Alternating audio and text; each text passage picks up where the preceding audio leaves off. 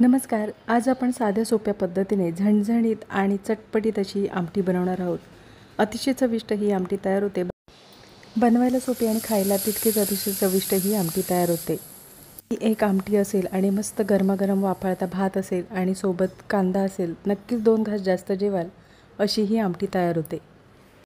ही आमटी बनवण्यासाठी इथे आपण एक वाटण तयार करून घेणार आहोत. 1 टोमॅटो, अर्धी वाटी ओलं खोबरं, 5 ते 6 लसूण पाकळ्या आणि 2 हिरव्या मिरच्या आणि इथे आपण घरगुती लाल तिखटाचा वापर करणार आहोत. घरगुती लाल तिखट नसेल तर तुम्ही कांदा लसूण मसालासुद्धा वापरू शकता.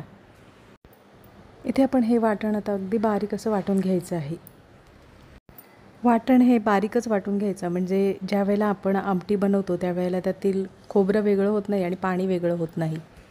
इथे आपण वाटण तयार करतानाच लाल तिखटाचा वापर करायचा आहे.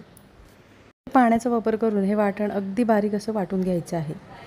नक्कीच एकदा अशा पद्धतीने ओल्या खोबऱ्याची ही आमटी बनवून बघा आणि कमेंटमध्ये मला नक्कीच सांगा. तर इथे छान वाटण बारीक असं वाटून झालेलं आहे. आता आपण फोडणी करून घेणार आहोत. पातेल्यामध्ये फोडणीपुरतं तेल गरम करून घेणार आहोत. तेल छान गरम झाल्यानंतर 7 ते 8 लसूण पाकळ्या इथे ठेचून घेतलेले आहेत. गॅसची फ्लेम स्लो ठेवून आपण इथे लसूण छान परतून घेणार आहोत. इथे आता लसणाचा छान रंग बदललेला आहे. पाव चमचा आपण फोडणीमध्ये लाल तिखटाचा वापर करायचा आहे. फोडणीमध्ये लाल तिखटाचा वापर केल्यामुळे जी आमटी बनवतो त्याला रंग छान येतो. इथे आपण आता वाटण फोडणीमध्ये परतून घेणार आहोत.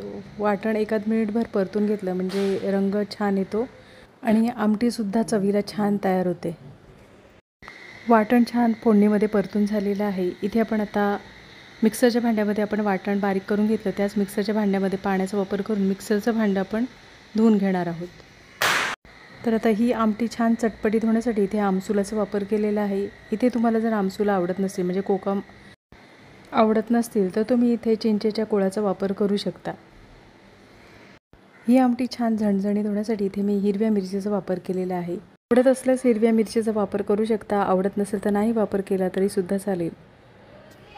पण आता मिक्सरच्या भांड्यामध्ये पाण्याचा वापर करून मिक्सरचं भांडं धुवून घेणार आहोत आणि आमटी कितपत तुम्हाला घट्ट किंवा पातळ हवी आहे त्याप्रमाणे तुम्ही पाण्याचा अंदाज ठेवायचा आहे.